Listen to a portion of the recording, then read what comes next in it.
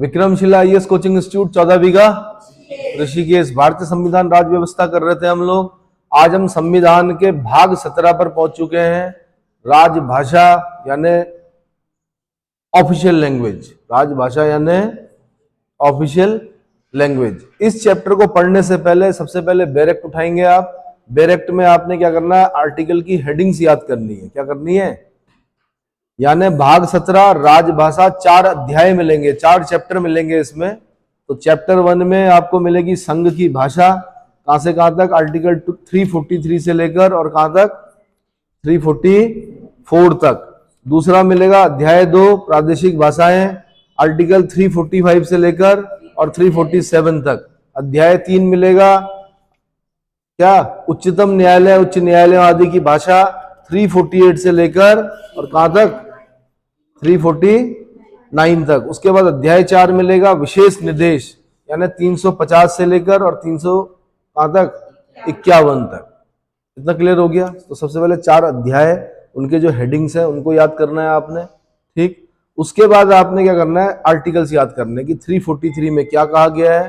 343 में संघ की राजभाषा कहा गया है। क्या कहा गया है? संघ की राजभाषा। डिटेल अभी पहले मत पढ़िए, पहले सिर्फ हेडिंग याद कीजिए। क्या कीजिए? फिर बाद में डिटेल में 2-3 रीडिंग करनी है आपने, तब किताब से पढ़ना है आपने। तो आप पाएंगे कि किताब में चाहे लक्ष्मीकांत हो, चाहे कोई भी किताब आप पढ़ रहे हो, उसमें सब की सब चीजें जो है वो कहां से उतारी गई हैं, बैरेक्ट से उतारी गई है। ना संविधान की जो प्रति है, कॉपी है, उसी में से क्या किया गया है, उसी को आसान भाषा में क्या किया गया है, लिखा गया है। और वो तो 343 क्या हो गई आपकी, संघ की राजभाषा। 344 होगी राजभाषा के संबंध में आयोग और संसद की समिति। आयोग और यानी राजभाषा आयोग सुनते होंगे आप, है ना, और संसद की समिति। फिर अध्याय 2 में आर्टिकल 345 में पढ़ते हैं कि राज्य की राजभाषा या राजभाषाएं, राज्य की राजभाषा या राजभाषाएं। 346 में पढ़ना आपने, एक राज्य और दूसरे राज्य के बीच या किसी राज्य और संघ के बीच पत्रादि की भाषा। पत्रादि मतलब पत्र, लेटर्स, यानी official language for communication between one state and another और बिटवीन अ स्टेट और द यूनियन, ठीक है। आर्टिकल 347 में पढ़ना है आपने, किसी राज्य की जनसंख्या के किसी अनुभाग द्वारा बोली जाने वाली भाषा के संबंध में विशेष उपबंध, यानी special provision relating to language spoken by a section of the population of the state, ठीक है। फिर अध्याय 3 में पढ़ेंगे आप आर्टिकल 348 उच्चतम न्यायालय और उच्च न्यायालयों में और अधिनियमों, विधेयकों आदि के लिए प्रयोग की जाने वाली भाषा। ध्यान देना, सुप्रीम कोर्ट की लैंग्वेज इंग्लिश है, क्या है, हाई कोर्ट की लैंग्वेज भी इंग्लिश है प्रथमता, लेकिन किसी अन्य भाषा में भी उसका ट्रांसलेशन क्या किया जा सकता है, कार्रवाई चल सकती है। लेकिन सुप्रीम कोर्ट में जितनी भी चीजें होंगी वो सब इंग्लिश में होंगी। जितने भी अधिनियम, एक्ट्स जो आते हैं पहले इंग्लिश में आते हैं, जितने भी बिल जो होते हैं वो इंग्लिश में होते हैं, ठीक है। बाद में उनका ट्रांसलेशन होता है। इतना क्लियर हो गया? ठीक है। फिर उसके बाद आपने पढ़ना है आर्टिकल 349, भाषा से संबंधित कुछ विधियां अधिनियमित करने के लिए विशेष प्रक्रिया, यानी special procedure for enactment of certain laws relating to languages.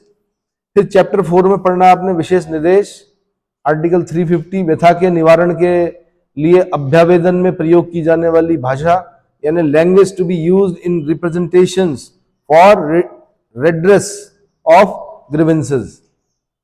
आप तमिलनाडु से आ रखे हैं, आप यहाँ पर माना ऋषिकेश में आ रखे हैं, आपको कोई परेशानी है, आप थाने में गए, आपने तमिल में लिखा, तो आपको जो प्राधिकारी होगा वो ये नहीं बोल सकता कि जी हिंदी में लिख के आओ या इंग्लिश में लिख के आओ।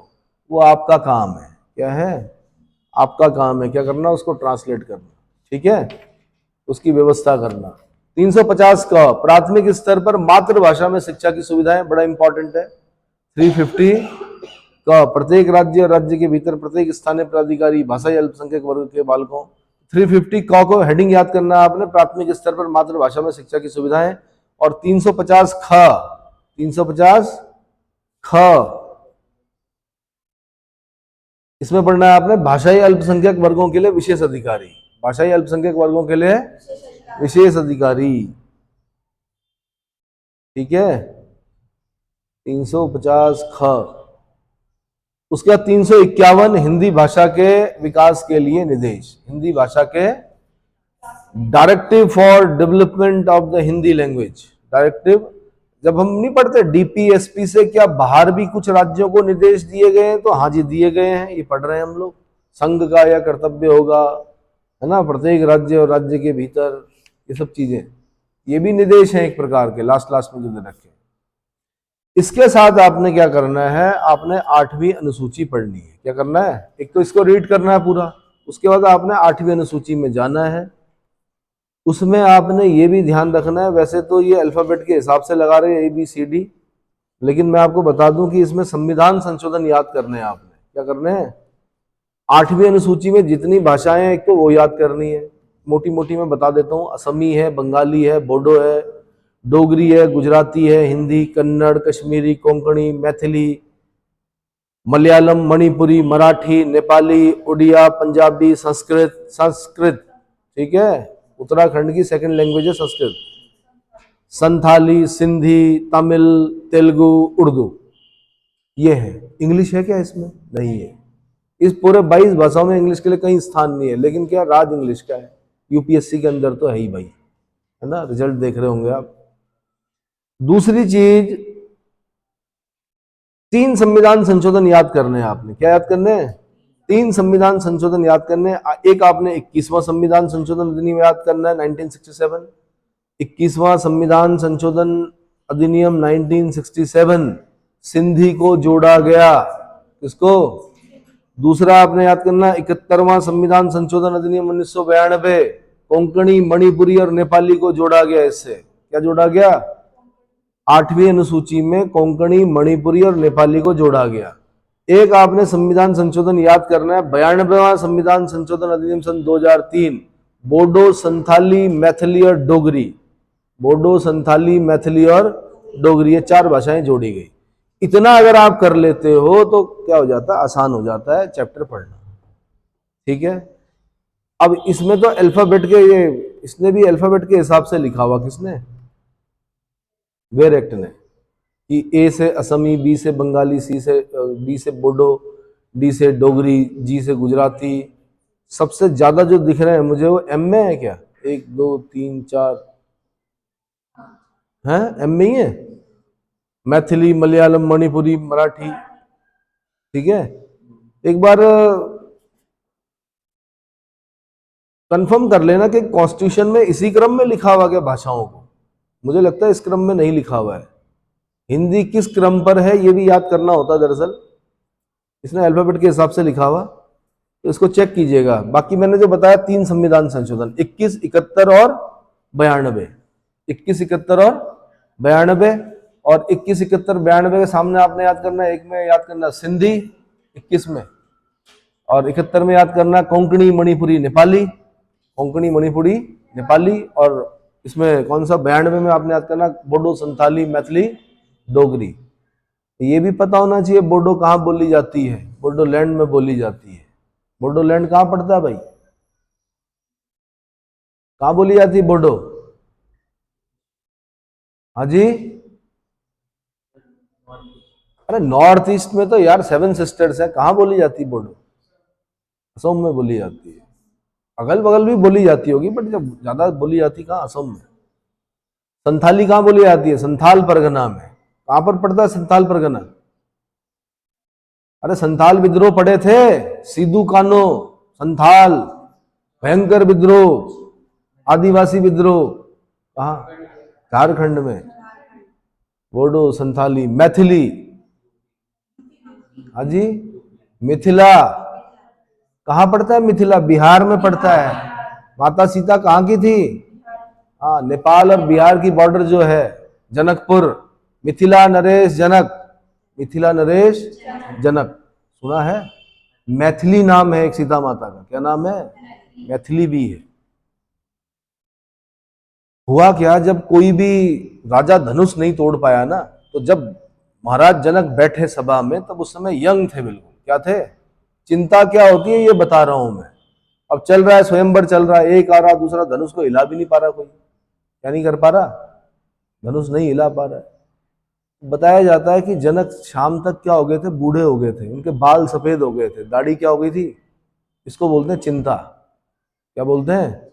तो मुझे थोड़ा आंसर देते रहो वरना मैं भी क्या हो जाऊंगा भाई, बूढ़ा हो जाऊंगा जल्दी, इसलिए उत्तर देते रहो मुझे। तो ठीक है, मिथिला, बोडो, संताली, मैथिली, डोगरी कहाँ बोली जाती है डोगरी? हाँ जी, कश्मीर में बोली जाती है डोगरी। डोगरा रेजिमेंट सुना है? चलो अब हम चैप्टर पे आते हैं, राजभाषा यानी ऑफिशियल लैंग्वेज। तो सबसे पहले ये ध्यान रखना कि हिंदी राजभाषा है, राष्ट्रभाषा नहीं है, अभी तक नहीं है। उसको राष्ट्रभाषा बनाना है पहले, फिर क्या करना है, ग्लोबल लैंग्वेज बनाना है। क्या बनाना है? जैसे ग्लोबल लैंग्वेज क्या है, इंग्लिश। क्यों बनी ग्लोबल लैंग्वेज इंग्लिश? जगह जगह उन्होंने कब्जा किया, उपनिवेश बनाए, इसलिए क्या कर दिया, क्या कर दिया भाई, ग्लोबल लैंग्वेज बन गई, वो जगह जगह इंग्लिश बोलने वाले हो गए। तो हिंदी को बनाना, राजभाषा का शाब्दिक अर्थ है राजकाज की भाषा। क्या है शाब्दिक अर्थ? राजकाज की भाषा। जो भाषा देश के राजकीय कार्यों के लिए प्रयुक्त होती है वह राजभाषा कहलाती है। राजाओं नवाबों के जमाने में इसे दरबारी भाषा कहा जाता था। भारत में भी स्वतंत्रता के पश्चात राष्ट्रभाषा हिंदी को राजभाषा का ही दर्जा प्राप्त हुआ, किंतु अहिंदी भाषी लोगों द्वारा हिंदी को राजभाषा का दर्जा दिए जाने का प्रबल विरोध हुआ था। अहिंदी भाषी जो लोग हैं वो विरोध करते हैं हिंदी को राष्ट्रभाषा बनाने का। वो इंग्लिश बोल लेंगे लेकिन हिंदी को राष्ट्रभाषा नहीं बनने देते, ना ही उन्होंने बनने दिया। बड़ा विवाद हो गया था। आपको पता भी है कि भाषाई आधार पर राज्यों का पुनर्गठन हुआ। क्या हुआ? पुनर्गठन हुआ। तो किसी एक भाषा को तो करना पड़ेगा ना यार, एक विधान, एक निशान, एक क्या प्रधान, एक भाषा को भी तो रखना। सेकंड लैंग्वेज बोलो, मना नहीं है, आप मलयालम बोलो, तमिल बोलो, तेलुगु बोलो, उनका हम भी सम्मान करते हैं। बल्कि सरकारी स्कूलों में हमारे समय में एक कार्यक्रम चला था कि प्रेयर में उड़िया में, तमिल में कुछ ना कुछ क्या गाते थे हम लोग, है ना।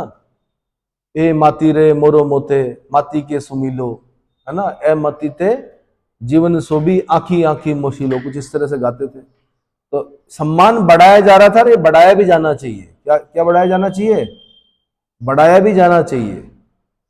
मतलब हमने खाली थोपना नहीं है हिंदी को कि तुम भी हिंदी बोलो, हमें भी सिखाओ भाई, मलयालम का कुछ सिखाओ, हमें भी क्या करो, तमिल तेलुगु सिखाओ, कुछ ऐसे कार्यक्रम होने चाहिए। ठीक है, जब वो हमें देखेंगे तमिल बोलते हुए, तेलुगु बोलते हुए, मलयालम बोलते हुए, तो वो भी हिंदी बोलने में क्या करेंगे। ठीक है, तो हिंदी भाषी लोगों द्वारा हिंदी को राजभाषा का दर्जा दिए जाने का प्रबल विरोध हुआ था। यही वजह थी कि संविधान सभा में राजभाषा के प्रश्न पर बहस के दौरान 11 सितंबर 1949, 11 सितंबर 1949 से 14 सितंबर 1949 तक जो बहस हुई उसमें हिंदी, अंग्रेजी, संस्कृत और हिंदुस्तानी के दावे पर विचार किया गया, किंतु संविधान सभा के भीतर और बाहर हिंदी के विपुल समर्थन को देखकर संविधान सभा की नियम समिति ने हिंदी के पक्ष में अपना निर्णय दिया। यह निर्णय हिंदी विरोधी और हिंदी समर्थकों के बीच मुंशी आयंगर फॉर्मूला, बड़ा इंपॉर्टेंट भाई, मुंशी आयंगर फॉर्मूले के द्वारा समझौते के परिणाम स्वरूप सामने आया और 14 सितंबर 1949 को, 14 सितंबर, क्या याद करना है, 14 सितंबर 1949 को हिंदी को संवैधानिक रूप से राजभाषा घोषित कर दिया गया। क्या कर दिया गया? इसीलिए प्रत्येक 14 सितंबर को हिंदी दिवस के रूप में मनाया जाता है। क्या करते हैं? आज तक तो आप रट रहे थे कि हिंदी दिवस 14 सितंबर, हिंदी पखवाड़े दिवस मनाए जाते हैं ना खूब सारे। हिंदी को दुर्भाग्य है इस देश का कि हिंदी के प्रचार के लिए क्या करना पड़ रहा है, हिंदी पखवाड़े दिवस मनाने पड़ रहे हैं। बताओ यार, बड़ा आश्चर्य का विषय है कि देश की भाषा को प्रचार की जरूरत पड़ रही है और इंग्लिश को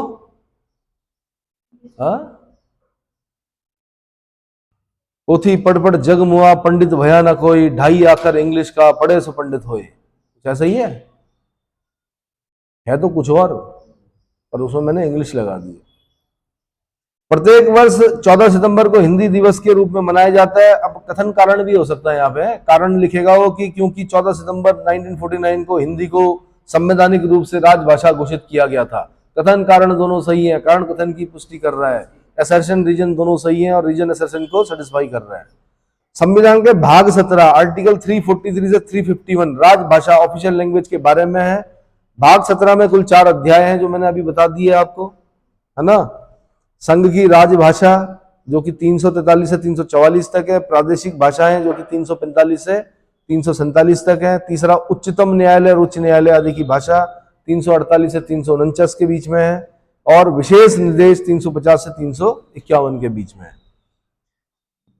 8वीं अनुसूची में मैंने बता दिया अनुच्छेद 29, 30, 120, 210 आदि में भी भाषा के बारे में क्या है प्रावधान, क्या है आर्टिकल 29 में, आर्टिकल 30 में, आर्टिकल 120 में, आर्टिकल 210 में भी भाषा के बारे में क्या दे रखे हैं, कुछ प्रावधान कर रखे हैं कॉन्स्टिट्यूशन के अंदर। क्लियर हो गया, ठीक है।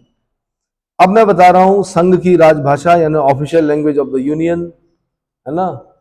आर्टिकल 343, अब देखो ना कई लोग बोलते हैं कि article 343 says that Hindi is our official language. उसको हिंदी में बोल लो यार, 343 को हिंदी में बोलो कि संघ की राजभाषा, हिंदी हमारी क्या है राजभाषा है। कहां पर लिखा हुआ, 343 में लिखा हुआ है। बस उस राजभाषा को क्या करना है राष्ट्रभाषा, लेकिन सहमति से, आपसी सहमति से, अहिंदी भाषी राज्यों की सहमति से, ठीक है। मुंशी आयंगर फॉर्मूला। चलो जी, आर्टिकल 343(1) के अनुसार संघ की राजभाषा हिंदी और लिपि बोलते स्क्रिप्ट को देवनागरी होगी तथा शासकीय कार्यों में प्रयोग किए जाने वाले अंकों का रूप भारतीय अंकों का अंतरराष्ट्रीय रूप होगा, ठीक है।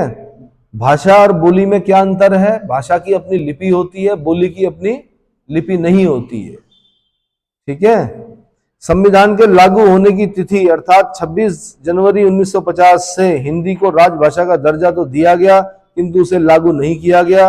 आर्टिकल 343(2) में यह प्रावधान किया गया कि संविधान के प्रारंभ से 15 वर्ष की अवधि तक अर्थात 1965 तक उन सभी शासकीय परिजनों के लिए अंग्रेजी भाषा का प्रयोग किया जाता रहेगा जिनके लिए पहले प्रयोग किया जा रहा था।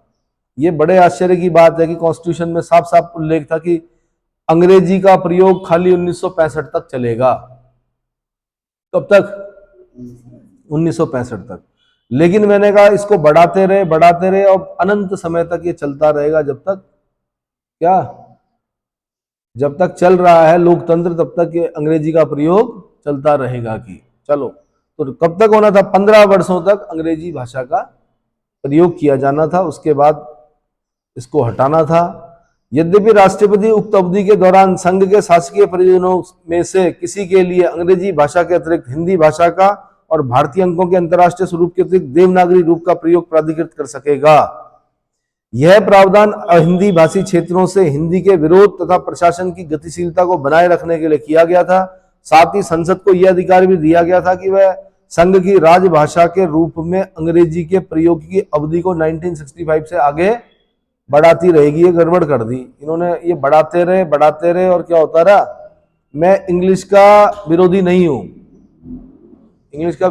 हूं, क्योंकि जो इंग्लिश के विरोधी थे उन्हें बड़ी दिक्कतों का सामना करना पड़ा। जैसे कि चाइना, वहां मैंडेरियन बोली जाती थी, इंग्लिश का क्या कर दिया, विरोध कर दिया।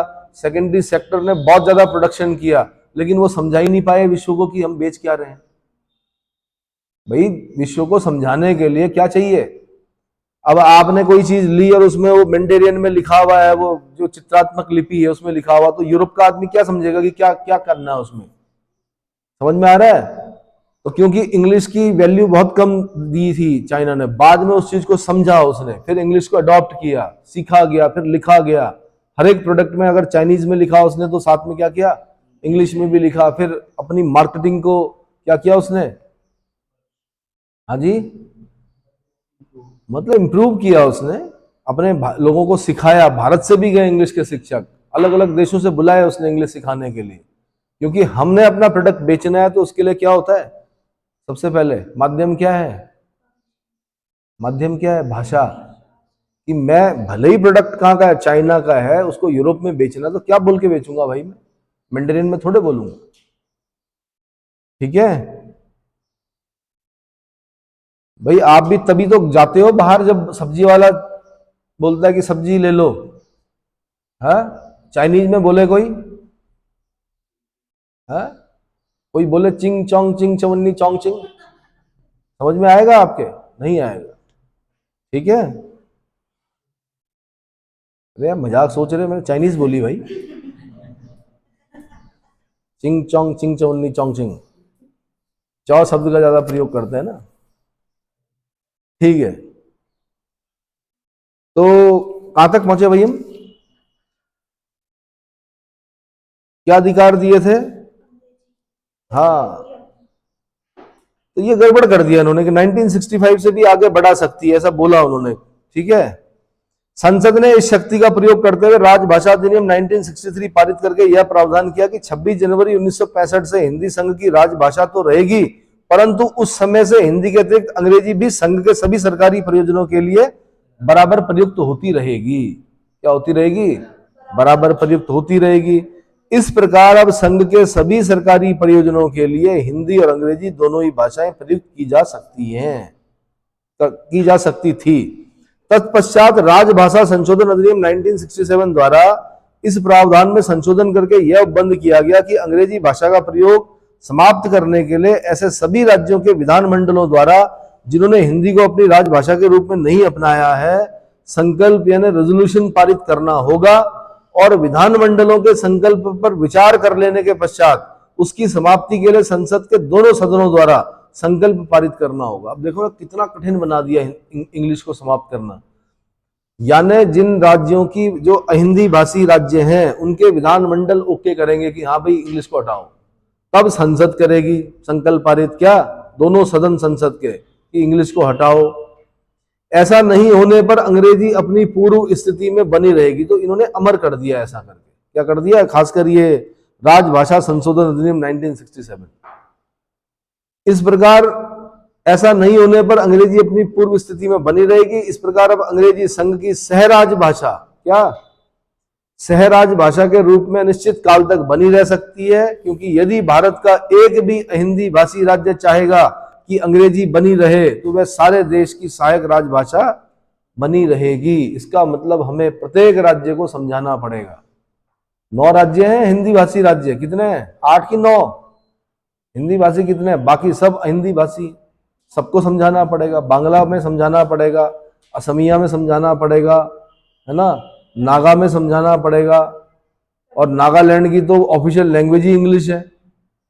कभी जनजातीय लोग रहते थे, आज उनकी ऑफिशियल लैंग्वेज इंग्लिश है नागालैंड की। कमाल की बात है।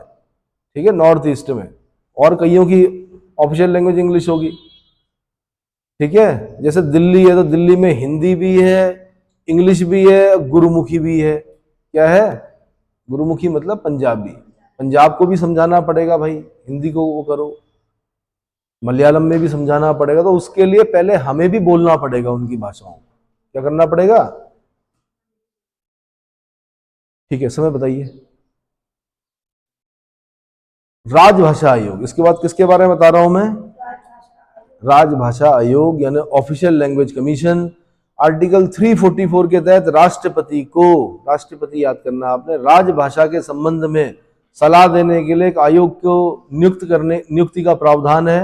राजभाषा आयोग की नियुक्ति संविधान के प्रारंभ से 5 वर्ष की समाप्ति पर और बाद में प्रत्येक 10 वर्ष की समाप्ति पर राष्ट्रपति द्वारा की जाएगी। बोला तो ऐसा गया था, बट इतने राजभाषा आयोग बने नहीं है। 5 साल की समाप्ति पर, यानी जैसे संविधान लागू हुआ था 5 साल बाद क्या करना था भाई?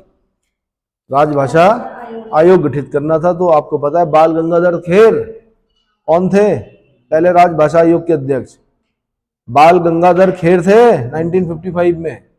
बीजी खेर बोलते हैं उनको। अनुपम खेर के क्या है? कुछ नहीं, पर याद करने के लिए। अनुपम खेर को तो जानते हो, एक अच्छे कलाकार हैं, कर्मा पिक्चर के डॉक्टर डैंग, है ना, डैंगी थे वो, डॉक्टर डैंग।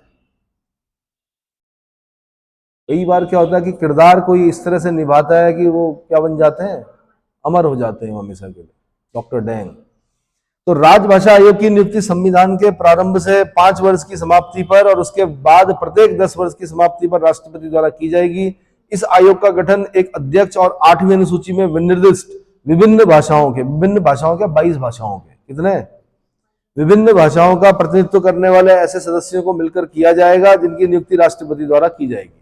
यानी उन 22 भाषाओं में से हर एक भाषा में से एक एक क्या व्यक्ति क्या होना करना उठाना है।